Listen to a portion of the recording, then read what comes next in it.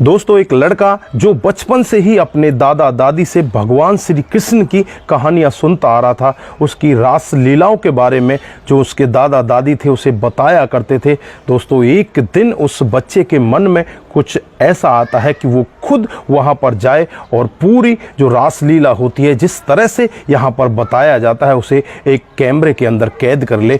इसी तरह से वो चुप चुपा कर निधि वन के अंदर घुस जाता है और घुसने के बाद कैमरे को ऑन कर देता है और उसके बाद जो रात को उसके साथ होता है किसी ने कभी कल्पना भी नहीं की थी। दोस्तों, अगर आप भी पूरी कहानी के बारे में जानना चाहते हैं तो वीडियो को जरा सा भी स्किप ना करें। दोस्तों, आगे बढ़ने से पहले हमारी वही रिक्वेस्ट की जो भगवान श्री कृष्ण को चाहते हैं, भगवान श्री कृष्ण की आराधना करते हैं, वो जय श्री कृष्ण लिखते हुए आगे बढ़ें और आगे पूरी कहानी को सुनें। आइए दोस्तों, जानते हैं पूरी कहानी के बारे में। नमस्कार, जय हिंद। आप देख रहे हैं APH न्यूज़ राहुल रावत के साथ। तो दोस्तों, आज की जो हकीकत की कहानी आपको बताने जा रहा हूँ ये एक हिमांशु नाम के लड़के की हकीकत की कहानी है। दोस्तों, ये कहानी नवंबर 2018 की है। जालंधर का रहने वाला हिमांशु अपने दादा दादी, अपने पिता और माँ के साथ बड़े आराम से रहा करता है और वहीं पर पढ़ाई लिखाई कर लेता है। पढ़ लिख कर वो बड़ा हो जाता है।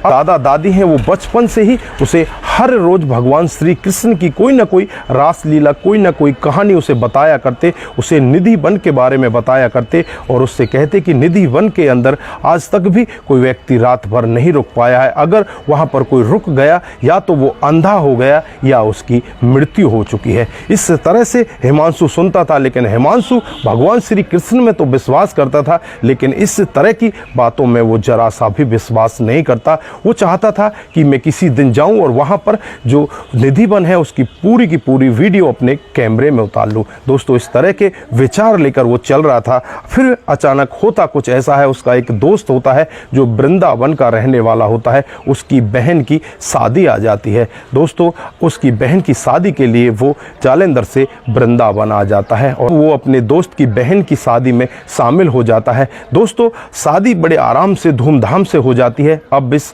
लड़के हिमांशु का वापस जाने का दिन होता है। उससे पहले दिन का वाक्य होता है, ये अपने दोस्त से कहता है कि हम दोनों वृंदावन में निधि वन में चलेंगे और वहाँ की सच्चाई को सभी लोगों को दिखाएंगे। हम रातों रात फेमस हो जाएंगे। जो लोग बाग इस तरह से कहते हैं कि निधि वन में रात को कोई रुक नहीं सकता, ये पूरी सच्चाई जब हम लोगों के सामने लेकर आएंगे तो रातों रात हम सितार बन जाएंगे, लोग बाग हमारे पास आने लगेंगे। लेकिन यहाँ पर जो इसका दोस्त होता है उसे पूरी सच्चाई के बारे में मालूम था। वो कहता है कि भाई, मैं ऐसा नहीं कर सकता। वहाँ जाने के बाद रात को आज तक कोई व्यक्ति रुक ही नहीं पाया, या तो वो अंधा हो गया या वो मर चुका है। इस तरह से वहाँ पर आज तक कोई व्यक्ति पूरी रात को रुक नहीं पाया। मैं उसके अंदर नहीं जा सकता, मुझे बहुत ज़्यादा डर है। दोस्तों, यहाँ पर जो हिमांशु होता है अपने मन में एक निश्चित लेकर चल रहा था। वो सोचने लगता है कि अगर दोस्त नहीं जा रहा तो कोई बात नहीं, मैं चलता हूँ। उसके बाद वहाँ 3 बजे प्रेम मंदिर पर पहुंच जाता है, प्रेम मंदिर के दर्शन करता है। उसके बाद उसके मन में तो बस एक ही लालसा थी कि उसे निधि वन के अंदर किसी तरह से चुपचाप घुसना और किसी को खबर नहीं लगनी चाहिए। उसके बाद वो निधि वन के तरफ पहुंच जाता है। लगभग 3:30 पौने 4 बजे के वक्त वो वहाँ से चुपचाप निधि वन के अंदर घुस जाता है। दोस्तों, यहाँ पर वो घुस तो जाता है और घुसने के बाद यहाँ पर इसे बहुत सारे पेड़ पौधे दिखाई देते हैं जो ऐसा लग रहा था कि जैसे ये मानव आकृति के बने हुए हैं, और कुछ पक्षियां वहां पर, कुछ बंदर हैं वहां पर दिखाई देते हैं। कुछ लोग बाग भी उसके अंदर घूम रहे होते हैं। दोस्तों, अब ये अपने आप को छुपाना चाहता है। एक बहुत बड़ा पेड़ उसे दिखाई देता है, उस पेड़ के पीछे जाकर ये चुपचाप अपने आप को छुपा लेता है। दोस्तों, लगभग पौने 6 बजे का वक्त होता है जब एक पंडित जी और एक सिक्योरिटी गार्ड उस निधि वन के अंदर आते हैं और लोगों को आवाज़ दे देकर वो यही कह रहे थे कि जो भी अंदर है वो फटाफट बाहर आ जाइए, क्योंकि अब गेट बंद होने वाला है। उसके बाद यहाँ से बाहर नहीं जाया जाएगा और रात को यहाँ पर कोई रुक भी नहीं सकता। जो भी है कृपया करके बाहर आ जाइए।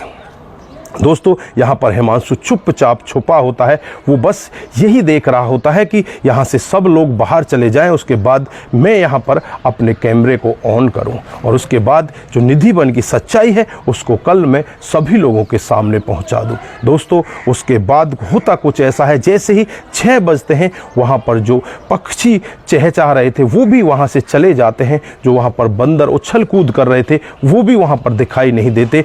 यहाँ तक कि जब वो नीचे की तरफ जमीन में देखता है, जो कीड़े मकोड़े वहाँ पर घूम रहे थे वो भी वहाँ से अलोप हो जाते हैं, वो भी वहाँ पर दिखाई नहीं देते। यहाँ पर हिमांशु मन ही मन सोचने लगता है कि यार ये कैसा आगे होने वाला है, ये क्या हो रहा है कि यहाँ से सभी लोग जा रहे हैं, तू चुपचाप यहाँ पर बैठा हुआ है। दोस्तों रात होने लगती है और जैसे ही रात होती है उसके सामने एक बहुत बड़ा पेड़ था, उस पेड़ के सामने देखता है तो वहाँ से एक बहुत ही ज़्यादा लाइट क्षण भर के लिए दिखाई देती है और क्षण भर के बाद वो लाइट बंद हो जाती है।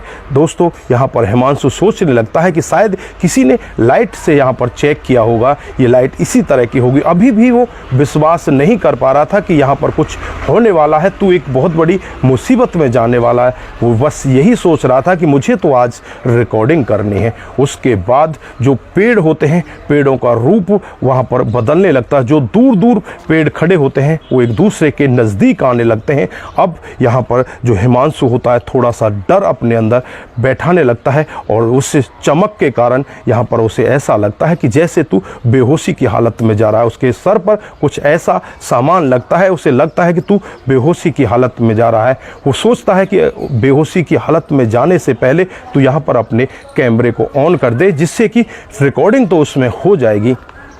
दोस्तों उसके बाद वो कैमरे को ऑन कर देता है और अपने आप बेहोशी की हालत में चला जाता है। उसे कुछ भी होश नहीं होता। उससे पहले उसे कुछ घुंघरुओं की आवाज़ भी वहाँ पर सुनाई देती है। वो घुंघरुओं की आवाज़ की तरफ भी जाता है, लेकिन घुंघरुओं की आवाज़ किस तरफ से आ रही थी उसे कुछ भी पता नहीं चलता। बस वो पेड़ों की तरफ देखता रहता है और वहीं पर बेहोशी की हालत में चला जाता है। हिमांशु को होश आता है जब तक 10 दिन बीत चुके होते हैं और जब वो अपने आप को देखता है तो वो खुद अपने गांव, अपने घर जालंधर में होता है। अपने आप को इस तरह की स्थिति में पाता है तो कुछ बोल ही नहीं पाता। वो बिल्कुल ऐसा हो जाता है कि जैसे ये गूंगा हो चुका है। घर वालों की डांट का भी उसे बहुत ज़्यादा डर होता है। घर वालों से वैसे तो बहुत सारी वो बातचीत करता है, लेकिन जब उससे निधिवन के बारे में पूछा जाता या निधिवन के बारे में वो कुछ बताने की कोशिश करता तो बस वो कुछ बोल ही नहीं पाता। वो वहीं पर डरने लगता और डर कर एकदम से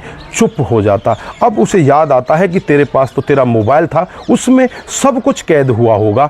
लेकिन यहाँ पर जब वो मोबाइल को देखता है तो मोबाइल बिल्कुल वहाँ पर खाली होता है। मोबाइल में उसे कुछ भी दिखाई नहीं देता। मोबाइल में बिल्कुल अंधेरा ही अंधेरा दिखाई देता है।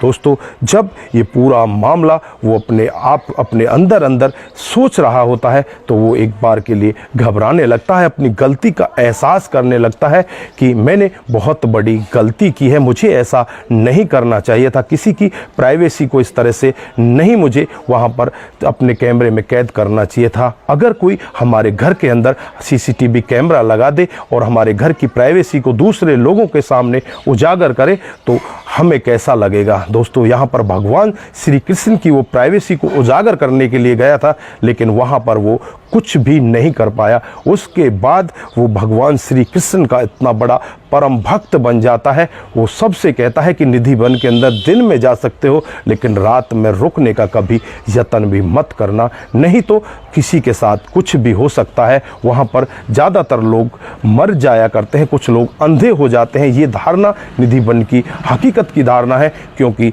ज़्यादातर लोग वहाँ पर जब इस तरह के दृश्य को देखते हैं वो नंगी आँखों से उस दर्शन को नहीं कर पाएंगे, क्योंकि भगवान श्री कृष्ण जब वहाँ पर आते हैं, गोपिकाओं के साथ रासलीला करते हैं, तो उस दृश्य को देखना हमारी इन आँखों से संभव ही नहीं है। दोस्तों कुछ लोगों की धारणा ये है कि रासलीला होती क्या है, ये भी मैं आपको स्पष्ट करा दूं कि रासलीला कोई बहुत बड़ा रास नहीं होता। रासलीला सिर्फ एक तरह का डांस होता है, एक तरह से एक दूसरे के साथ नाचना गाना होता है। यहाँ भी भगवान श्री कृष्ण गोपियों के साथ डांस करते हैं, उनके साथ नाच गान होता है। दोस्तों यही वहाँ पर चलता है, यही निधिवन की धारणा है। दोस्तों लास्ट में जाने से पहले सभी से मेरा आग्रह है, जो भगवान श्री कृष्ण के भक्त हैं, जो इनको मानते हैं, वो अपने कमेंट बॉक्स में भगवान श्री कृष्ण का जयकारा लगाते जाएं, जय श्री कृष्णा भी जरूर कहते जाएं और दोस्तों के साथ ज़्यादा से ज़्यादा इस कहानी को शेयर करके जाएं। दोस्तों आज के लिए बस इतना ही, फिर मिलते हैं किसी नए मूड के साथ।